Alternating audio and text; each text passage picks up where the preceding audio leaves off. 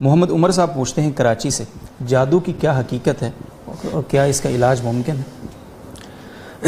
بسم اللہ الرحمن الرحیم۔ جادو کا جو دو صورتیں ہوتی ہیں جادو کی، میں دونوں کا ایک تو الگ الگ تعریف اور پھر ان کے احکام بیان کر دیتا ہوں انشاءاللہ۔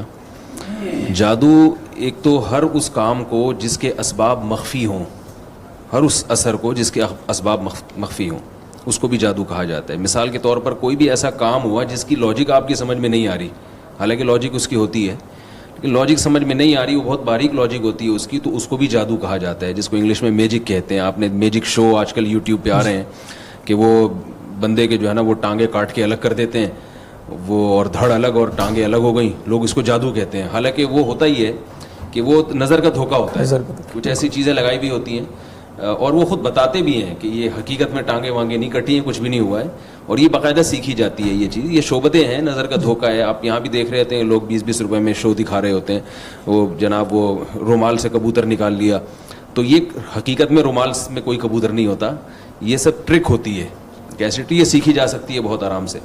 جادو کی ایک قسم تو یہ ہے۔ اس قسم کا حکم یہ ہے کہ اس میں اگر دھوکہ نہ ہو تو یہ جائز ہے، ایک انٹرٹینمنٹ کا ایک ذریعہ ہے۔ دھوکے کا مطلب کیا ہے کہ ہے یہ ایک نظر کا ایک دھوکہ ہے، لیکن اس کو آپ روحانیت کے نام سے تعبیر کر کے لوگوں کو الو بنا رہے ہو کہ میں بہت بڑا بزرگ ہوں، میں دیکھو رومال سے کبوتر نکال کے دکھا دیتا ہوں۔ اب گورے بھی یہ کام کرتے ہیں لیکن وہ اپنے آپ کو بزرگ نہیں کہتے، یعنی وہ اپنے آپ کو بزرگ نہیں کہتے، وہ کہتے ہیں ٹرک ہے، پیسے دو ہم سے سیکھ لو آ کے۔ تو ہمارے ہاں جب یہی کام کوئی داڑھی پگڑی والا کرتا ہے تو وہ کیا کرنا ہے، وہ شعبت بازیاں شروع کر دیتا ہے، ایسی ٹرک شروع کر دیتا ہے، اور اس کو یہ شو کرتا ہے کہ میں پہنچا ہوا بزرگ ہوں اور فرشتے نازل ہوتے ہیں اور میں جنات سے یہ کام لے رہا ہوں اور فرشتوں سے یہ کام لے رہا ہوں۔ تو یہ اگر دھوکہ دے رہا ہے تو یہ بالکل حرام ہے، گناہ کبیرہ ہے۔ تو یہ تو میں نے جادو کا ایک قسم بیان کی جس کو شعبت بازی ہم کہہ سکتے ہیں۔ دوسری قسم ہے جس میں جنات سے کام لیا جاتا ہے۔ جنات کی فطرت میں شر غالب ہے، تو بعض دفعہ جنات کو کوئی میسج دیا جاتا ہے کہ فلاں کو آپ نقصان پہنچا دو، اور وہ میسج دے کے جنات کو خوش کیا جاتا ہے۔ جنات کی عادت یہ ہے کہ جو کافر جنات ہوتے ہیں یا نافرمان ہوتے ہیں، وہ بہت ہی کوئی وحشیانہ قسم کا جب آپ کام کرتے ہیں تو خوش ہو جاتے ہیں۔ شیطان یعنی شیاطین ہیں جن کو میں جنات کہہ رہا ہوں، جنات اور شیاطین ایک ہی چیز ہے، وہ شرارتی جنات کو شیاطین سے تعبیر کیا جاتا ہے، تو شیاطین اس پہ خوش ہو جاتے ہیں۔ تو جب آپ کوئی الٹا کام کرتے ہیں، بہت ہی ایک وحشیانہ کام، تو شیاطین خوش ہو جاتے ہیں اور آپ کی حوصلہ افزائی کے لیے پھر ایسا کام کر دیتے ہیں جس سے آپ خوش ہو جاؤ۔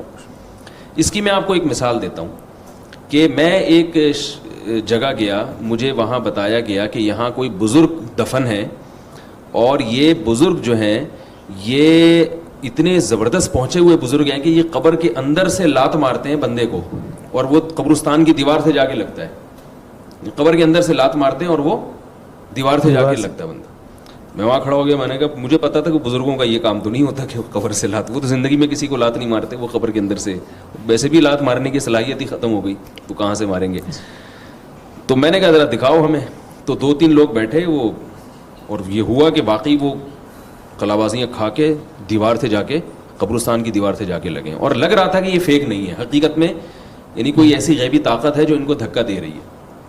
میں سمجھ گیا کہ یہاں قبرستان میں یہاں جنات ہیں، لوگوں کا عقیدہ خراب کرنے کے لیے یہ شیاطین اس بندے کو لڑکا رہے ہیں تاکہ لوگوں کا عقیدہ خراب ہو اور ان کی قبر سے ان کی عقیدت بڑھ جائے اور پھر وہ لوگ منتیں مانیں۔ تو یہی ہو رہا تھا اس قبر پہ۔ تو 2-4 لوگ لیٹے میرے سامنے آ کے، تو میں نے کہا کچھ بھی نہیں ہے، میں نے کہا دیکھو میں لیٹتا ہوں، کچھ نہیں ہوگا انشاءاللہ، یہ سب شیاطین ہیں، جنات ہیں، اور جو لوگ شیاطین پر عقیدہ رکھتے ہیں تو شیاطین ان کے ساتھ تصرف کرتے ہیں، اور اگر آپ کا عقیدہ مضبوط ہو، آپ شیاطین کو زیادہ لفٹ نہیں کراؤ تو وہ پھر آپ کو پریشان بھی نہیں کرتے، جیسے کہ سورہ جن میں ہے۔ مجھے آپ اجازت دیں میں اس موضوع پر تھوڑا ڈیٹیل میں بات کروں، کیونکہ یہ جادو کا موضوع بہت، اس میں بہت خلط ملط لوگوں نے کیا ہے، اور جعلی عاملین کا، ہاں جعلی عاملین جو ہے نا جادو کے نام پہ بہت الو بناتے ہیں لوگوں کو۔ تو یہ جو مزاروں پہ بھی یہی ہوتا ہے کہ آپ جا رہے ہیں اور آپ کا جن اتر گیا، حالانکہ جن اترتا نہیں ہے، وہ وقتی طور پر جن اترتا ہے تاکہ جب آپ گھر جائیں تو دوبارہ چڑھا جائے اور پھر آپ مزار پر آئیں تو اتر جائے، تاکہ اس مزار والے بابا سے آپ کا عقیدہ مضبوط ہو۔ اگر آپ ہمت کر کے جانا ہی چھوڑ دیں تو نہ وہ چڑھے گا نہ اترنے کی نوبت آئے گی۔ جیسے ہمارے محلے میں ایک صاحب سگریٹ پیا کرتے تھے، ڈاکٹر نے بتایا کہ بھائی تم سگریٹ چھوڑ دو، تمہیں جو کھانسی ہو رہی ہے نا، اتنا بلغم، یہ سب سگریٹ کی وجہ سے۔ وہ کہتے تھے میں سگریٹ پیتا ہوں تو بلغم نکلتا ہے، میں نہیں پیتا تو وہ اندر ہی رہتا ہے۔ تو ڈاکٹر نے ان کو ڈانٹا، انہوں نے کہا یہ پیدا ہی اس لیے ہوتا ہے کہ سگریٹ پیتے ہو، جب سگریٹ چھوڑ دو گے تو پیدا ہی نہیں ہوگا تو نکالنے کی ضرورت ہی نہیں رہے گی. بالکل. تو وہ اس کو تو دیکھ رہے ہیں کہ سگریٹ پی کے بلغم بہت نکل رہا ہے میرا, نہیں پیوں گا تو نہیں نکلے گا. اللہ کے بندو, جب نہیں پیو گے تو پیدا ہی نہیں ہوگا کہ نکالنے کی اس کو ضرورت پڑے. تو آپ ان عاملوں کے پاس جانا چھوڑ دیں, مزاروں پہ جانا چھوڑ دیں, آپ پہ جنات آنا ہی بند ہو جائیں گے انشاءاللہ, کہ آپ کو اس کے اتارنے کی ضرورت رہے. قرآن مجید میں سورہ جنس میں ہے وَأَنَّهُ كَانَ, سورہ جن میں ہے وَأَنَّهُ كَانَ رِجَالٌ مِّنَ الْإِنسِ يَعُوذُونَ بِرِجَالٍ مِّنَ الْجِنِّ فَزَادُوهُمْ رَهَقًا. جنات نے کا خود یہ بیان ہے جو قرآن میں ہے. جنات کہہ رہے ہیں کہ انسانوں میں بہت سے انسان ایسے ہیں جو ہم سے ڈرتے ہیں اور پھر ہم سے پناہ مانگنا شروع کر دیتے ہیں مختلف قسم کے شر سے, یعنی ہماری پناہ میں آنا چاہتے ہیں مختلف قسم کے شر سے بچنے کے لیے. تو اس چیز نے ہماری سرکشی میں اضافہ کر دیا اور ہم انسانوں پر پھر حاوی آنا شروع ہو گئے. پتہ یہ چلا کہ آپ جنات کو جتنا مسلط کریں گے نا اپنے اوپر, جتنا ان چیزوں کو وہ خوف کریں گے تو یہ چیزیں اور مسلط ہوتی ہیں. تو وہ میں قبر کا قصہ سنا رہا تھا, وہاں قبرستان میں وہ لڑکنے لگے. میں سمجھ گیا یہ جنات ہیں جو ان کے ساتھ کھیل رہے ہیں تاکہ ان کے عقیدہ خراب ہو. تو ہمارے ساتھ ایک مولوی صاحب تھے, بہت ہی مختصر اور دبلے, اتنے باریک اور اتنے چھوٹے تھے کہ ان کا نام ہی مولانا مختصر صاحب تھا, یعنی ہم مذاق میں ان کو مولانا مختصر صاحب کہتے تھے.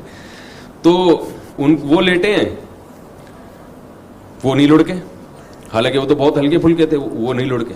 میرا نمبر آیا, میں لیٹا, میں نہیں لڑکا. اب وہ ہمیں کہہ رہے ہیں کہ آپ تھوڑا سا خود لڑکنے کی بھی کوشش کریں. ہم نے خود بھی تھوڑی سی ایک دو کلابازیاں کھائیں, پھر بھی نہیں لڑکے. انہوں نے کہا آپ اپنی آنکھیں بند کریں اور سورہ فاتحہ پڑھیں. ہم نے آنکھیں بند کری, سورہ فاتحہ, کچھ بھی نہیں ہوا ہمیں. اب جب ہم اٹھے تو ہم نے کہا اب آپ ٹرائی کریں دوبارہ, جو پہلے لڑکے ہیں نا ایک دفعہ وہ ذرا لیٹے.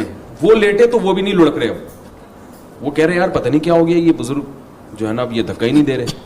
اور وہ یہ ہمیں کہہ رہے ہیں کہ پھر ہمیں کہہ رہے ہیں تم لوگ کا عقیدہ صحیح نہیں ہے, اس وجہ سے یہ کرامت یہاں بزرگ کی ختم ہو گئی. میں نے کہا ہمارا عقیدہ صحیح ہے, اسی وجہ سے یہاں شیاطین یہاں سے بوریے بستر گول کر کے بھاگ گئے. تو جادو بعض دفعہ ایسے الٹے کام کرو تو جنات پھر کچھ حرکتیں شروع کر دیتے ہیں. تو اس میں آپ نے دیکھا ہوگا یہ جو جادوگر ہیں نا, یہ کیا کرتے ہیں کہ قبرستان سے کسی بچے کی ہڈی نکال کے لاؤ, یا چوزے کو زندہ دفن کر دو, یا خون سے معاذ اللہ قرآن کی آیتیں لکھو, یا قرآن الٹا لکھو. تو یہ بڑا کفری اور وحشیانہ عمل ہے. تو جب آپ اس قسم کا کوئی عمل کرتے ہیں تو جنات خوش ہو کے بعض مرتبہ آپ کا کوئی کام کر دیتے ہیں. میری اپنی ذاتی تحقیق یہ ہے کہ جنات کو قابو میں کرنا ممکن نہیں ہے. کام لینا اس طور پر کہ کوئی ایسا آپ کچھ کر دیں تو جس میں آپ کو خوش کر کے وہ کچھ کر لیں, خوراک کھلاتے ہیں, ہاں تو وہ آپ وہ کر لیں, لیکن ایسا نہیں ہوتا کہ آپ نے ان کو کیپچر کر لیا اور اب آپ ریموٹ کنٹرول کی طرح ان کو گھماتے رہیں, ایسا نہیں ہوتا. تو ایسا کریں گے تو کوئی بھی نہیں آئے گا, یعنی مطلب ہے کہ آپ کا نظام عالم برباد ہو جائے گا. تو اب یہ ایک طریقہ ہے, یہ بھی جنات کا ہے. نبی صلی اللہ علیہ وسلم پہ جادو ہوا تھا, اس میں بھی یہی طریقہ استعمال کیا گیا تھا کہ وہ ایک میسج دیا جاتا ہے, اس میں پتلوں پہ سوئیاں لگا کے یا کوئی ایسا کر کے میسج دیا جاتا ہے کہ بھئی اس کو نقصان پہنچانا ہے. تو اس کا حکم کیا ہے, یہ قرآن مجید نے اس کو کفر قرار دیا ہے. اس میں اگر شرکی الفاظ کہیں ہیں کسی نے تو وہ کافر ہو جائے گا, شرکی الفاظ اگر نہیں کہیں تو کافر تو نہیں ہو جائے گا مگر کبیرہ گناہ کا مرتکب ہوگا. اور فقہاء نے لکھا ہے کہ حکومت پر لازم ہے کہ ایسے شخص کو قتل کر دے جو اس جادو کرتا ہے. یہ عام آدمی کا کام نہیں ہے کہ وہ خود یہ کام کرتا پھرے, حکومت پر لازم ہے کہ وہ ایسے شخص کو زندہ نہ چھوڑے. البتہ ایک اہم بات یہاں پر یہ ہے کہ لوگ نا جادو سے خوفزدہ بہت ہوتے ہیں. دو چیزیں میں یہ بیان کروں گا کہ جادو سے کیا حقیقت اور ماہیت بھی تبدیل ہوتی ہے کسی چیز کی, ایک مسئلہ تو یہ رہ گیا ہے. دوسرا مسئلہ میں یہ بیان کروں گا کہ جادو جو ہے اتنی ڈرنے کی چیز نہیں ہے جتنا لوگ آج کل ڈر رہے ہیں. جادو اسباب ضعیفہ میں سے ہے. دیکھیں جب بھی کوئی کام ہوتا ہے نا, کسی چیز کا کوئی نتیجہ, ہم کوئی سبب اختیار کرتے ہیں تو اس پر نتیجہ نکلتا ہے نا. جی آپ کو پیاس لگ رہی ہے, آپ پانی پئیں گے, پانی پینا سبب ہے پیاس بجھانے کا. پانی پئیں گے تو یقیناً پیاس بجھے گی, الا یہ کہ کوئی معجزہ ہو جائے اور پیاس نہ بجھے, لیکن پیاس بجھتی ہے. تو ہم یہ کہہ سکتے ہیں کہ پانی پینا پیاس بجھانے کا یقینی سبب ہے اور اس سبب کو اختیار کرنا فرض ہے. اگر آپ کو پیاس لگ رہی ہے, آپ پانی نہیں پیتے اور مر جاتے ہیں, خودکشی کا گناہ ہوگا. بھوک کے وقت کھانا جب آپ کھائیں گے تو پیٹ بھرے گا, تو یہ یقینی اسباب ہے. اسی طرح بیماری میں علاج کرنا, ہم جب دوا کھاتے ہیں تو عام طور پر ہم ٹھیک ہو جاتے ہیں لیکن بعض دفعہ ٹھیک نہیں بھی ہوتے. تو علاج کرنا ایک تھوڑا سا نسبتاً کمزور سبب ہو گیا, ٹھیک ہے نا. اسی وجہ سے فقہا کہتے ہیں علاج واجب نہیں ہے. بعض دفعہ علاج کے بعد بھی فائدہ نہیں ہوتا اور بعض دفعہ علاج کے بغیر ہی بندہ ٹھیک ہو جاتا ہے. تو علاج کرنا سنت ہے, واجب نہیں ہے. کھانا کھانا واجب ہے, پانی پینا واجب ہے. علاج اسباب ضعیفہ میں سے ہے مگر پھر بھی اس کا اثر زیادہ ہوتا ہے. تیسرا سبب, تیسری چیز وہ ہے کہ جب ہم وہ سبب اختیار کرتے ہیں تو اکثر نتیجہ نہیں نکلتا, کبھی کبھار اتفاق سے نکل بھی جاتا ہے. اس کی مثال ایسے جیسے کسی کو بخار ہے, آپ اس کو کوئی بخار کا تعویذ باندھو, بہت کم امکان ہے کہ تعویذ سے بخار اتر جائے. اگر تعویذ سے عام طور پر بخار اترتا تو ڈاکٹر لوگ پیناڈول کے بجائے وہ تعویذ کی پرچیاں لے کے بیٹھے ہوتے. بخار کے مریض کو آپ 2 گولی پیناڈول کھلا دیں, بخار 90% چانسز ہیں کہ بخار اتر جائے گا, کیسا ہی تیز بخار ہو. لیکن آپ اس کو تعویذ لٹکا دیں اس کے گلے میں تو 5% چانس ہے کہ اس کا بخار اترے, 95% یہی ہوتا ہے کہ نہیں اترے. اور 5% جو چانس ہوتا بھی ہے اگر اتر بھی جائے تو یہ پتہ بھی نہیں ہوتا کہ یہ خود سے ہی اترا ہے یا اس کے تعویذ کی وجہ سے اترا ہے. تو اسی طرح جیسے یہ تعویذ ہے اسباب ضعیفہ میں سے, ایسے ہی جادو کے ذریعے جب ہم کسی کو نقصان پہنچاتے ہیں, تو جب ہم کسی کو نقصان پہنچاتے ہیں, نقصان پہنچانے کا ایک طریقہ یہ ہے کہ آپ بندوق سے گولی مار دیں اس کو, یہ بالکل یعنی یقینی اثر ہے, فوراً اثر ہوگا. ایک طریقہ ہے چاقو مار دیں, ایک طریقہ یہ ہے کہ اس کو دھکا دے دیں, ایک طریقہ یہ کہ زہر پلا دیں, ایک طریقہ یہ ہے کہ آپ جادو کریں اس کے اوپر. تو جیسے زہر کے ذریعے نقصان یقینی ہے, فوری ہے, لیکن جادو کے ذریعے جو نقصان ہے وہ نہ تو یقینی ہے اور نہ ایسا نقصان ہے کہ یعنی جتنا آپ نقصان پہنچانا چاہتے ہیں اتنا نقصان ہو اس کو. اگر کوئی جادوگر 100 آدمیوں پہ جادو کرے گا تو عین ممکن ہے کہ 100 کے 100 میں سے کسی پہ بھی اثر نہ ہو, اس کا امکان بھرپور موجود ہوتا ہے. اور یہ بھی ہے کہ اگر ان 100 میں سے کسی ایک پہ اثر ہوتا بھی ہے تو جتنا اثر اس نے ڈالنے کی کوشش کی ہو سکتا ہے اس کا صرف 1% ہو یا 5% ہو, اور اس کا بھی امکان ہوتا ہے کہ 100% ہو جائے. تو اس سے کیا پتا چلا کہ جادو کن اسباب میں سے ہے, اسباب ضعیفہ میں سے. اگر یہ بات میری آپ تسلیم نہیں کرتے تو پھر جادوگر جو ہے نا, یہ ان کے تو ہاتھ میں بہت بڑی طاقتیں آ جائیں گی. یہ تو بیٹھ کے کسی کو بھی نقصان پہنچانا ہے بڑے آرام سے. آپ دیکھتے ہیں کہ جادوگر تو بالکل لنگ دھڑنگ ہوتے ہیں, ان کے پاس تو کچھ بھی نہیں ہوتا. کسی کے پاس اتنی بڑی صلاحیت آ جائے کہ وہ جب چاہے جس کو چاہے نقصان پہنچا دے, وہ تو دنیا کا بادشاہ بن جائے. لیکن یہ ان کی حالت دیکھیں, یہ تو اب لوگوں نے ان کو پیسے دینا شروع کیے ہیں تو انہوں نے گھر بار بنا لیے, ورنہ ہمارے بچپن میں یہ جتنے جادوگر تھے یہ فٹ پاتھوں پہ بیٹھتے تھے اور رات کو فٹ پاتھ پہ سوتے تھے بیچارے. تو اسباب ضعیفہ میں سے ہے. رسول اللہ صلی اللہ علیہ وسلم پر جو جادو کا اثر ہوا ہے اس کی علماء نے حکمت بیان کی ہے کہ اس لیے اثر ہوا نبی پر جادو کا کہ لوگ آپ کو جادوگر کا تانا دیا کرتے تھے, تو اللہ نے جادو ہونے دیا تاکہ اس تانے سے آپ صلی اللہ علیہ وسلم کی نسبت یعنی بری ہو جائیں آپ کی, جادوگر نہیں.